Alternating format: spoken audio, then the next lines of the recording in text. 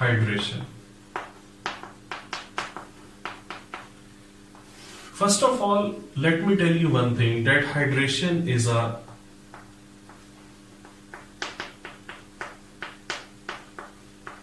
physical change.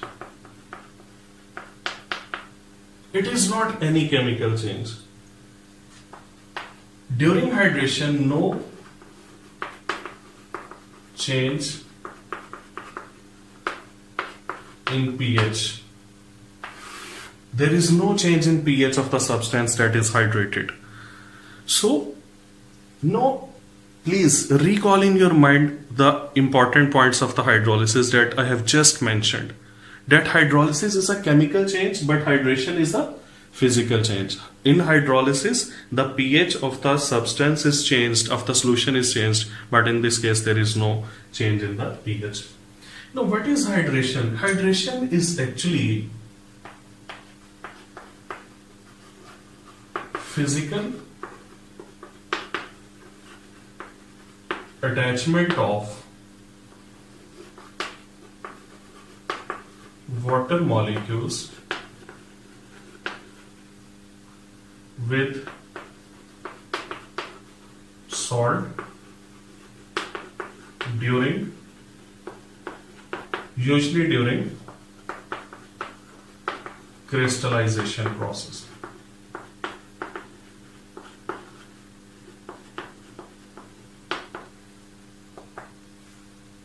So that is the physical attachment of the water molecules. When a salt or the pure crystals of a salt are prepared from its aqueous solution, then some of the water molecules remain in attachment with the salt, and they are called as the water of hydration, and this process is called as the hydration process.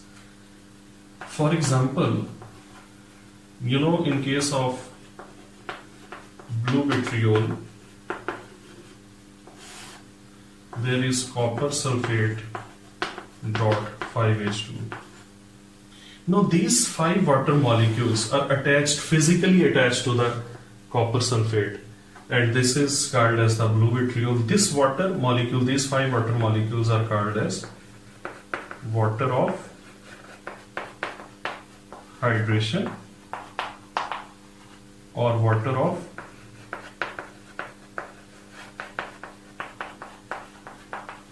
crystallization.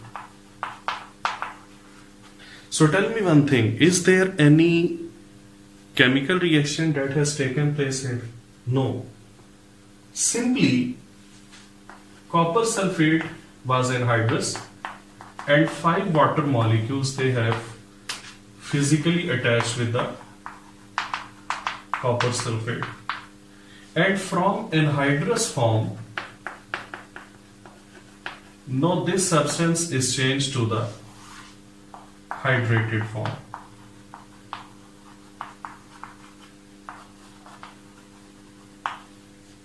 So there is no chemical change, there is no chemical reaction, simply physical attachment of the water molecules is there.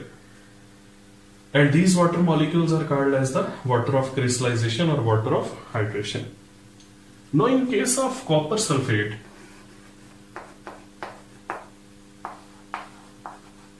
when we perform some calculations, it is seen that with copper ions there are 4 water molecules which are attached, and with sulfate ion only 1 water molecule is attached. And total there are 5 water molecules which are attached to it. Now question arises that why? First of all, let me tell you one thing, that these 4 water molecules are attached to the copper ion through coordinate covalent bond or dative bond, and this 1 water molecule attaches with the sulfate ion through hydrogen bond. So there are total 5 water molecules that attach with it. There is a question that why more number of water molecules attach with the copper ions and lesser number of molecules attach with the sulfate ion. So that is totally related to the, let me tell you one thing, that water of crystallization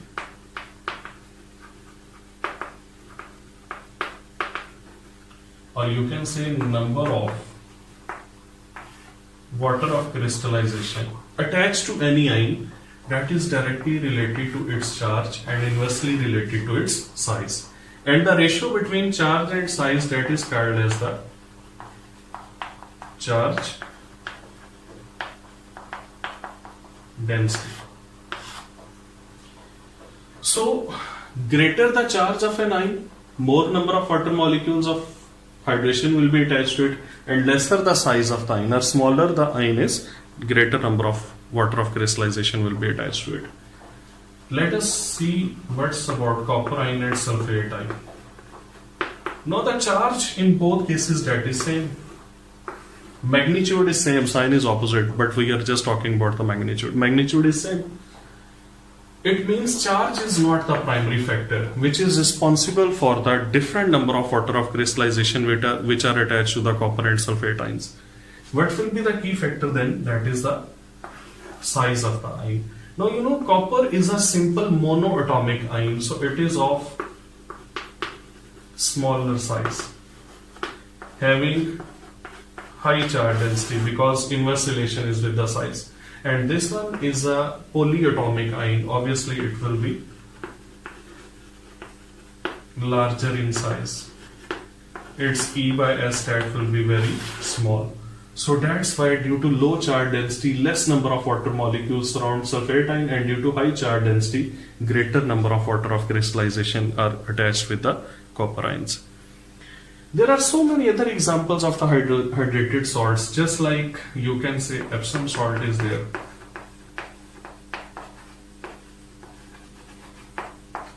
MgSO4.7H2O.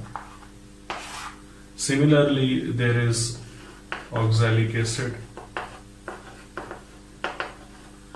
and that is the in the dihydrate form. There are so many other examples, etc.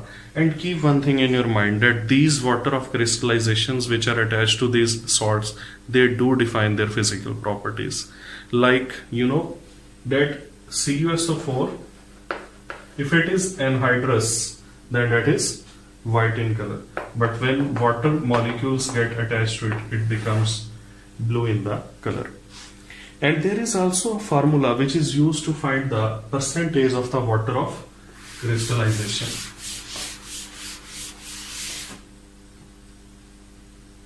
So percentage of water of hydration, that is equal to mass of water molecules divided by total mass of hydrate multiplied by 100. Just like in case of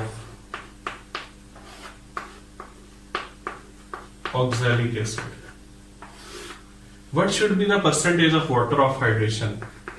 Mass of water, because two water molecules are attached, so that will be 36 divided by. Now what should be the total mass of this hydrate? 12 plus 32, 44 plus 1, 45 multiplied by 2, 90 plus 36, 126 multiplied by 100. So simply solve it, whatever will be the answer, that will be the percentage of water of crystallization. So this is a way how you can find the percentage of the water of the hydration.